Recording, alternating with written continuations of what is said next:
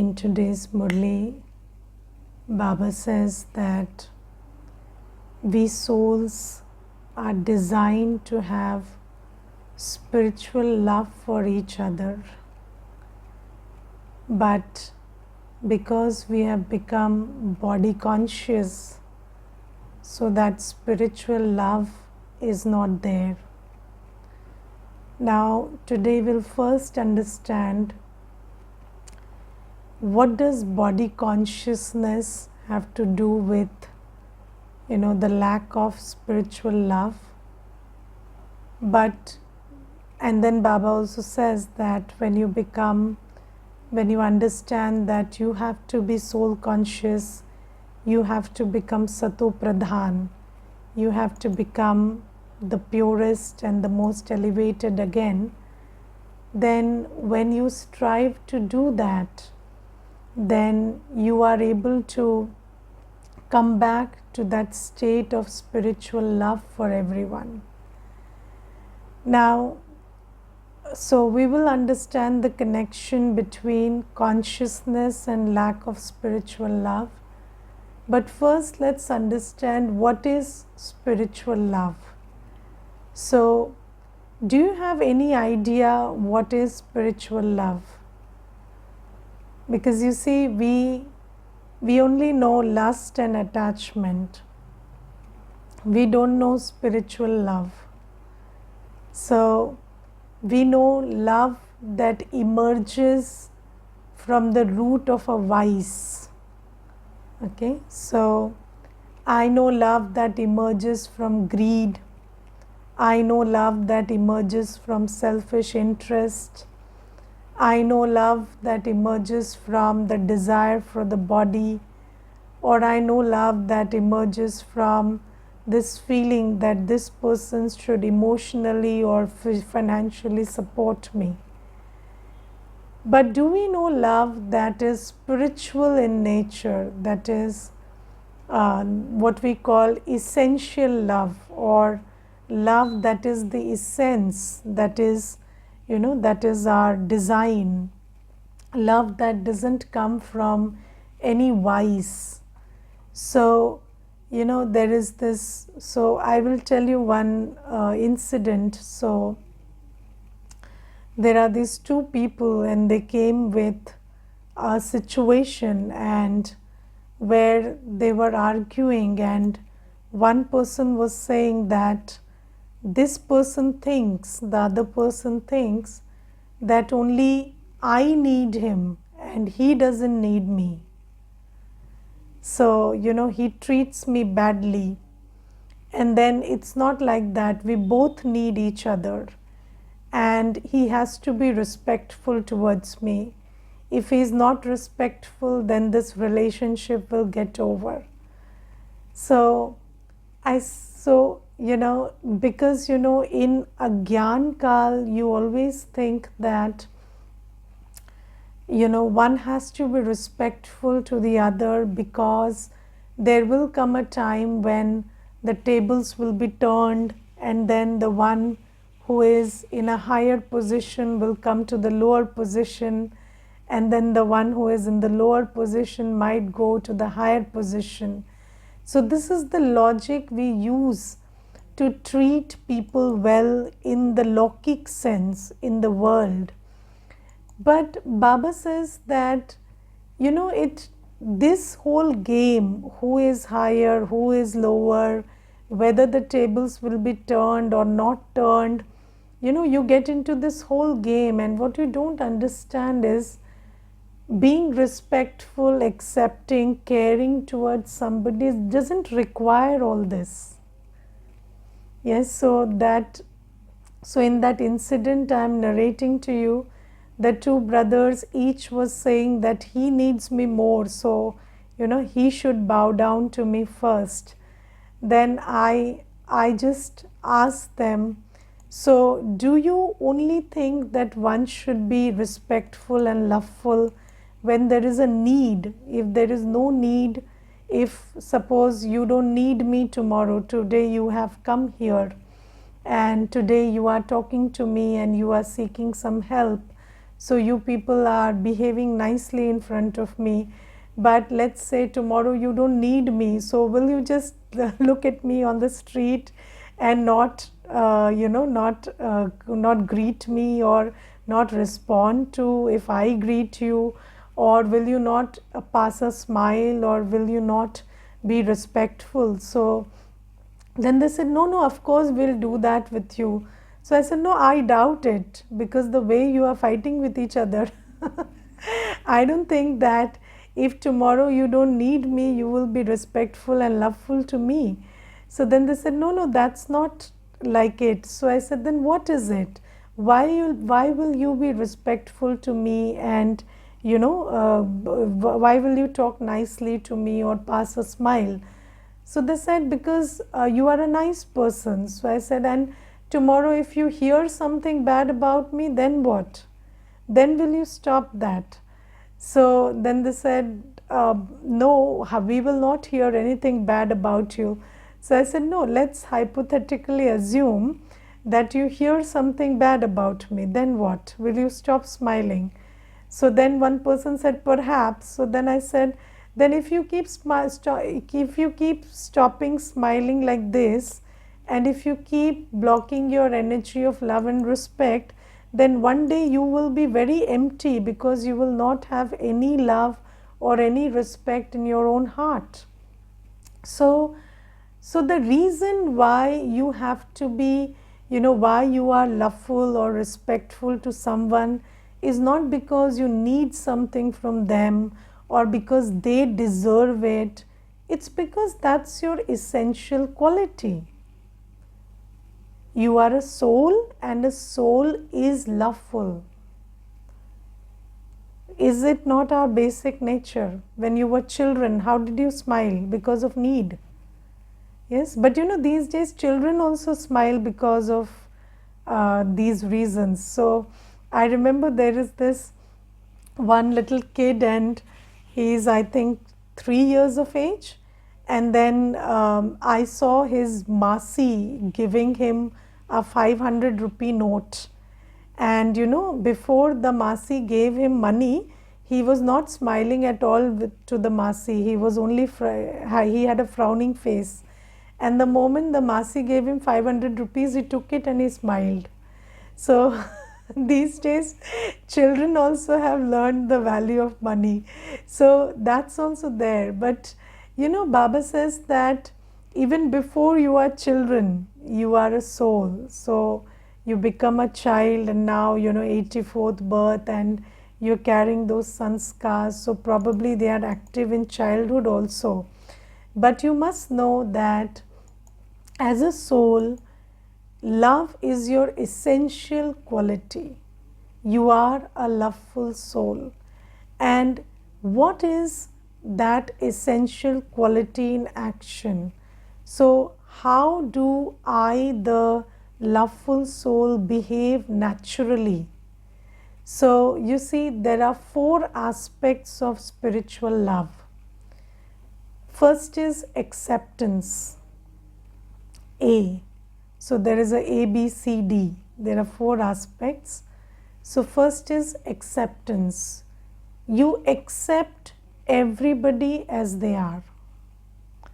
Because before, so you see, when we talk about the 7 qualities of the soul, then the first quality is knowledge. So you cannot be loveful if you're not knowledgeful.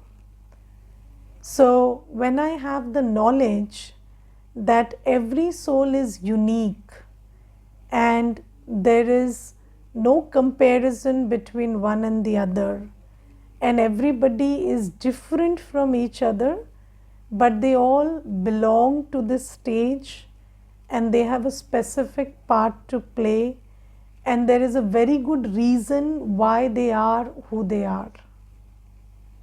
Okay, so you understand, you see that somebody is not like you, they are very different from you, but that difference, that seeing that they are different from you doesn't invoke emotions of a dislike or other emotions in you.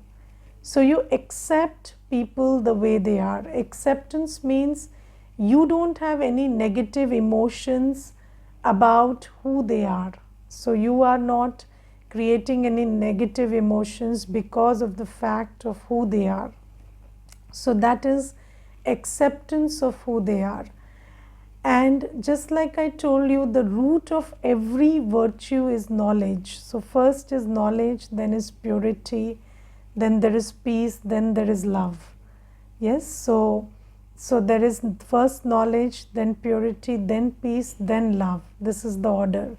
So Baba says, when you have the knowledge that every soul is unique, different, and everybody belongs to this drama, and everybody belongs to Baba, and everybody is Baba's child. So I don't have a right to judge anybody, I don't have a right to reject anybody. So the opposite of rejection is acceptance. So you don't reject who they are. So I will tell you one thing. So people these days, you not only reject what people do and say, but you reject who they are.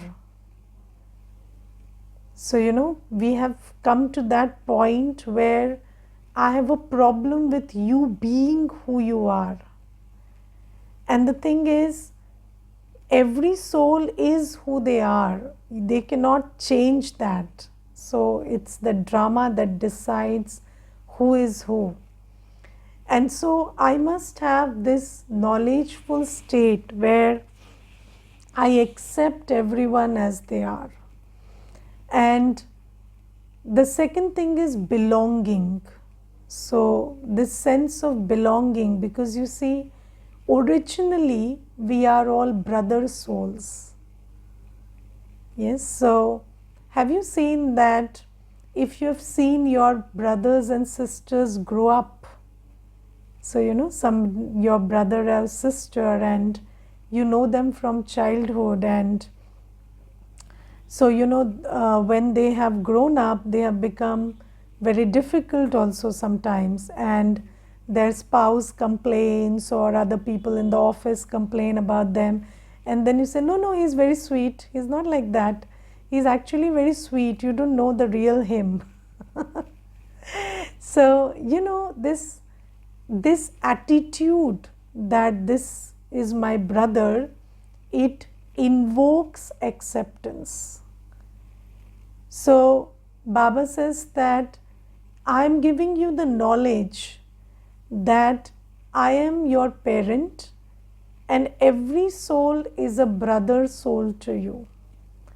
And with this knowledge, when this knowledge becomes a part of my consciousness, then the attitude of acceptance is created, the attitude of belonging is created. So you have this spiritual connection, you feel connected with each other despite the fact that you're not related by blood or by profession or nationality. So with every soul you have this sense of belonging, that we are in relationship with each other, because every soul is a brother soul and we are all children of the same parent. So this attitude of belonging is created through knowledge and consciousness. Yes, and then through this sense of belonging comes natural care.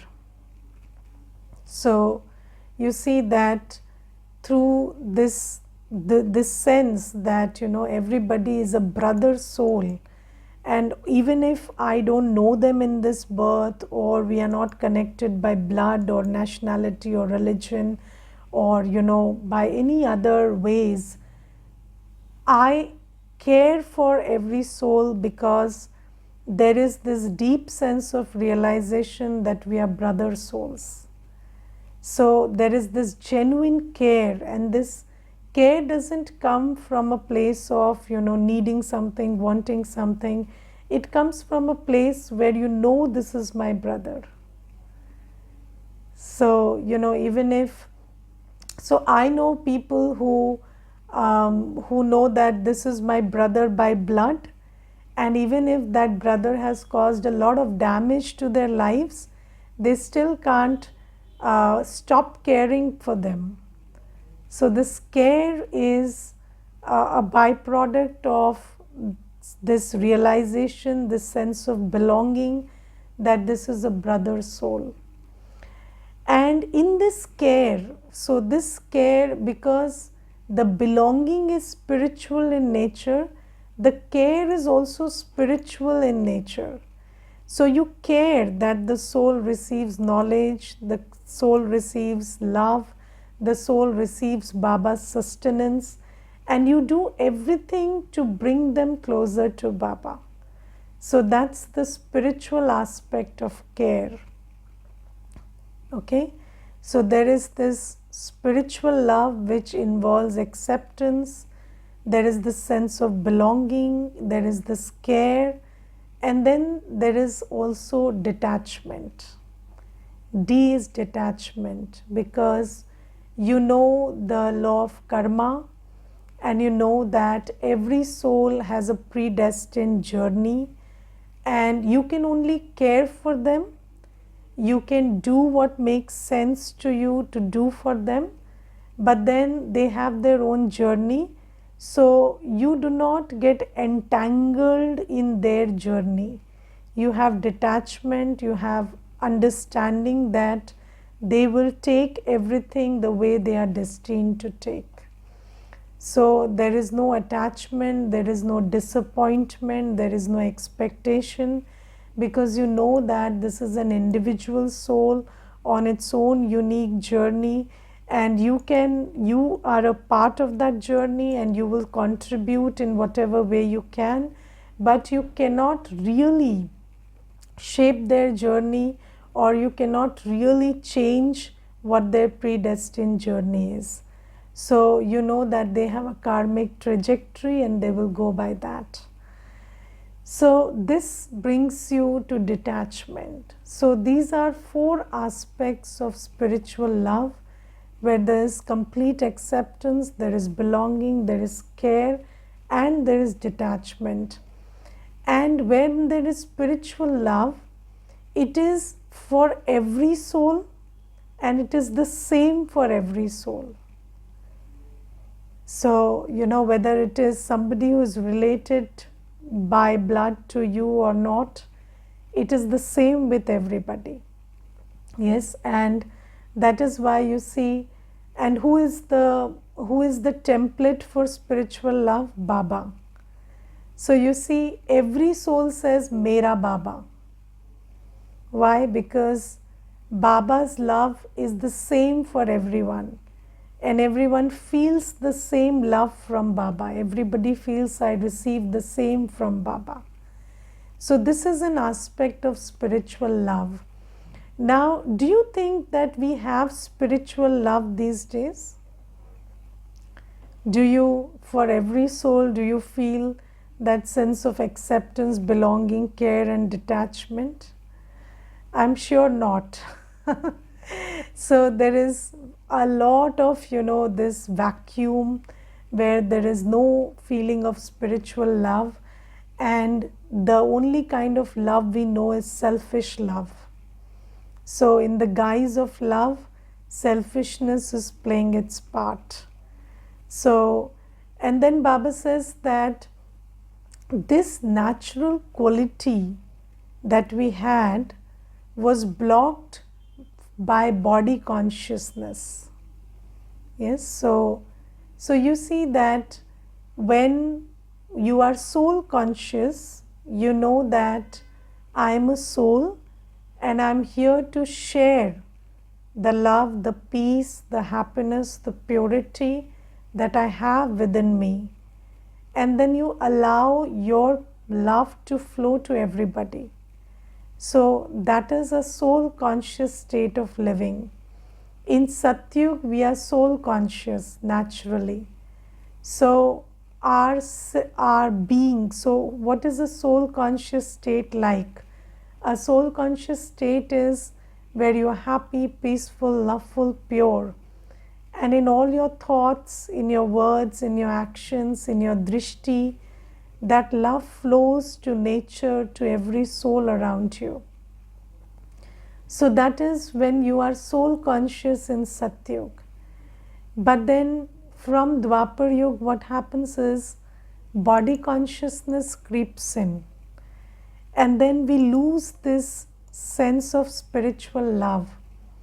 So we don't allow we are beings of love, right? I am a being of love, but I don't allow my love to flow to the other. I just block it in body consciousness. Because when you become body conscious, the first thing is I am a body and I need. Yes? So spirituality is about, so when you realize you are a soul, you realize you are a giver. And when you realize you are a body, or you think you are a body, then you become a beggar. Yes, so a body, so body is made of 5 elements, and it's always in need of food, water, air, comfort, pleasure. The body is always needy. So when you become body conscious, you become needy. And anybody who is needy becomes selfish. And anybody who is selfish starts looking at everybody as an object to satisfy their selfish needs. Correct? So this is how we start looking at everybody. So when I start thinking I'm a body, I shift from this attitude that I'm here to give to this attitude where I feel I've come empty and here I have come to fill myself.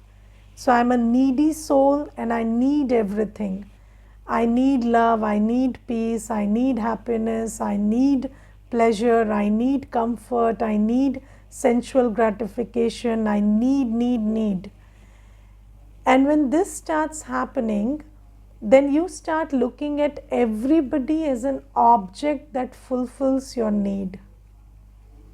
Yes, so a soul that is body conscious, a soul that is full of lust, ego, anger, attachment, greed, looks at everybody as an agent, as an instrument that will fulfill their desire for lust, ego, anger, attachment, greed.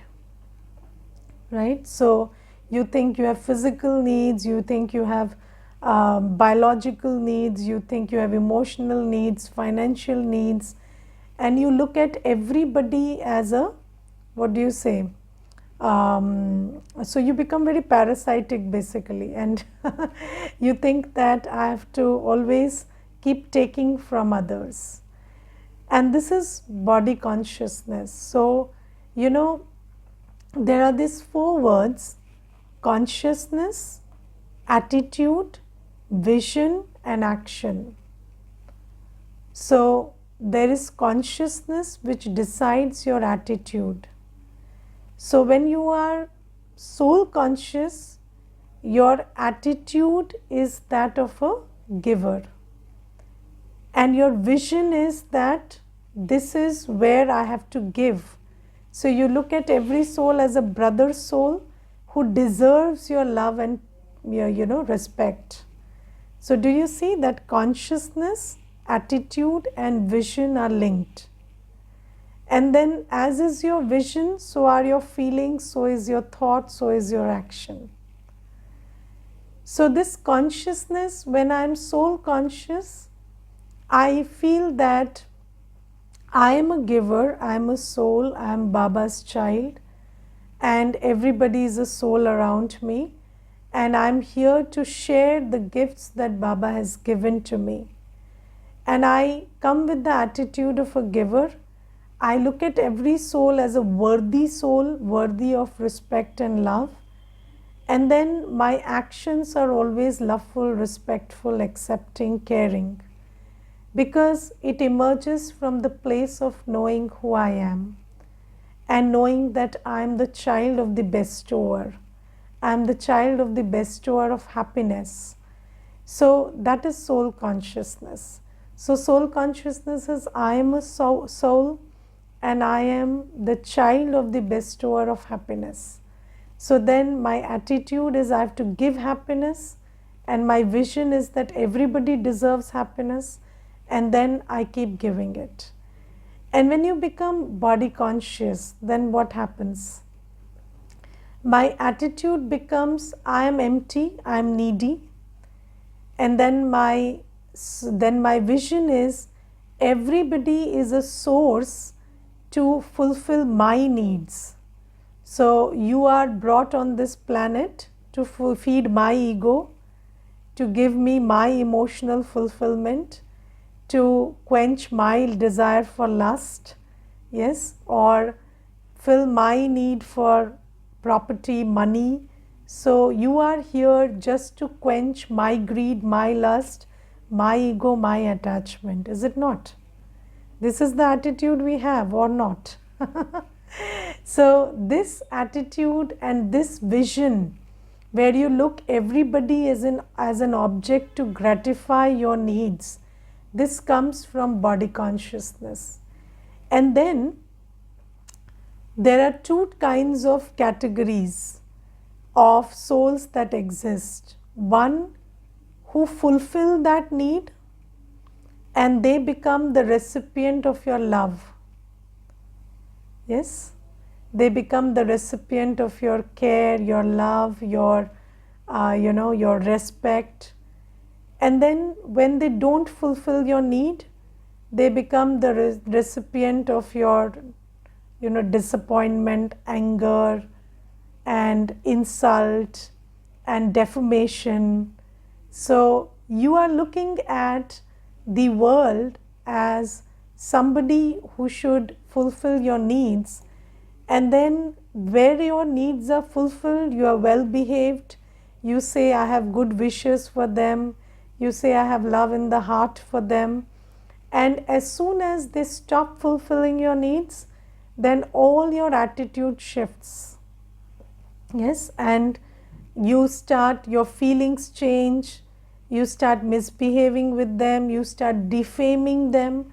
The very people who you were very tight with yesterday, you start defaming them, you start looking at their defects, you start being angry on them, insulting them, because it comes from a body conscious attitude.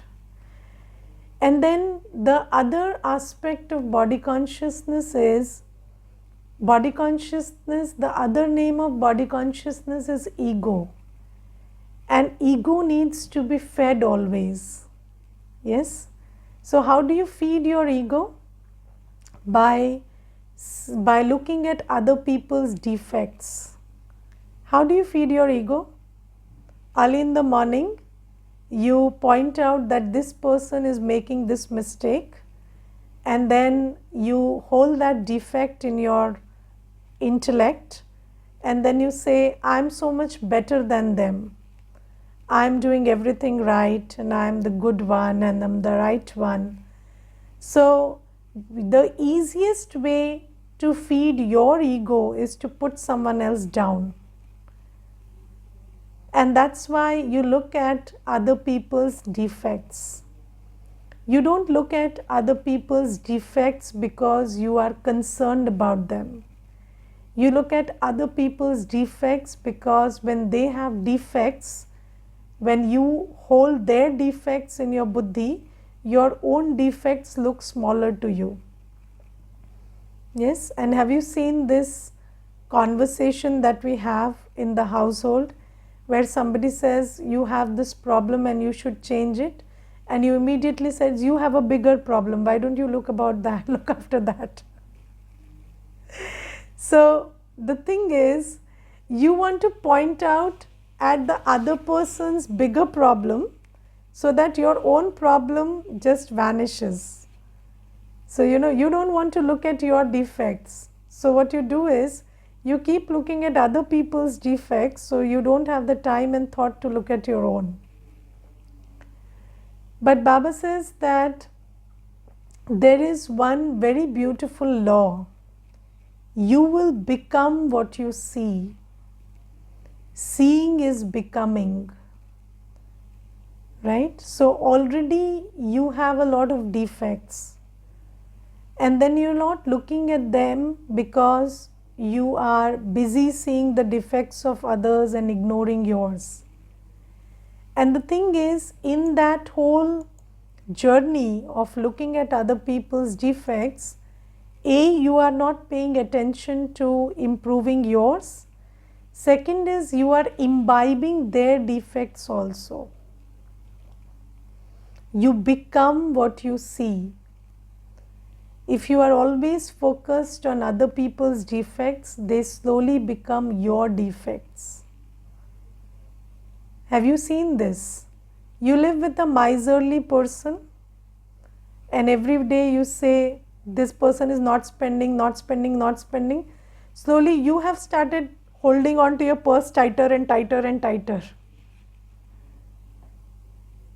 Yes, so his defect has become your defect. And I remember there was this one sister, and she had a sister-in-law, and that sister-in-law was lazy. And when she got married, the sister-in-law wouldn't knead the atta. So, you need the flour to make rotis. So the sister-in-law wouldn't knead the flour, and then she would wait for this one to get the flour ready so that she could make rotis.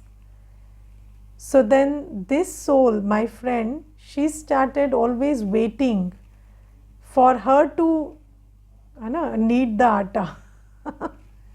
And then slowly, gradually, her whole life was about who will knead the atta first, who will prepare the atta to make chapatis. That became the only focus of her life. And when she was one day complaining about it, I told her, do you see that making that dough ready only takes 5 minutes, but it has started consuming your whole day? So, because you are looking at that person who has made this the priority of their life, so now it has become the priority of your life also. So this was not on your list, but now it is foremost on your list because you have only focused your attention on somebody on whose list this is the first thing that is to be decided, who will knead the atta. So you see that this is how it happens. So Baba says that when you are body conscious, first thing is you start looking at everybody as an object of gratification, and then you only extend your care and feeling of belonging to those who are supplying you with your ingredients, and then you block that energy as soon as they stop supplying it to you. And then in that blocking of energy, what are you doing? You are making less and less of it available to yourself. And then the second thing is, when you're body conscious, you're only looking at other people's defects, and in doing so, you are imbibing their defects and becoming more and more defected every day. And then Baba says that now you have to stop doing this, and you have to start, that backward journey or that forward journey where you again go back to spiritual love. And how does that journey start? So Baba says, first shift your aim. So first, through knowledge, I tell you that you are a soul, and your aim is not to, take from everybody. Your aim is to fill yourself so that you can radiate. So Baba says, become soul conscious and look at Baba, because when Baba is the ocean of virtues, Baba is the ocean of everything you need. So Baba says, don't think you are a body, and don't think your needs are physical, and don't connect with other people as sources of your needs. Start understanding that you are a soul, your needs are spiritual, and Baba is the one who will fulfill those needs. So start becoming soul conscious and remembering me. And second thing is, instead of looking at other people's defects and becoming more and more defected every day, look at me. I am the ocean of virtues. And when you look at me, you will imbibe virtues. So Baba says, you start shifting this, and then slowly, gradually, you will create that state of soul consciousness and move back to spiritual love. And then Baba says that also, even if you see somebody behaving really badly, look at it knowledgefully, that this soul is depleted, and how will a depleted soul behave? In this manner only, the way they are behaving. And then Baba says this, Baba says that when you keep looking at other people's defects, you think that you are perfect. But Baba says your own ego is not allowing you to see how defected you have become. So don't think you're very clever and you're only looking at others to improve them. Start looking inwards and start removing your own defects by looking at me, looking into the mirror of Srimad, and checking and changing whatever defects you have. So this is something that Baba tells today. There is this question, what is the difference between bliss and happiness? Bliss has no opposite. Happiness has an opposite, sorrow. So bliss doesn't have an opposite. So it's that permanent, eternal state. Okay. So this is something that Baba is saying. And then there is something also very interesting which I would like to talk about. So Baba says, while walking and moving around, I remember the Father with a lot of happiness. No matter how far you walk while in remembrance, you will not become tired. The more remembrance you have, the more sparkle there will be. So, people think that physical activity has something to do with your state of mind. Now, let me put this like this. So, there is one school of thought which says that if you exercise and if you go for long walks, then your body secretes happy hormones. Yes? But then if you do the same thing because you don't have a choice.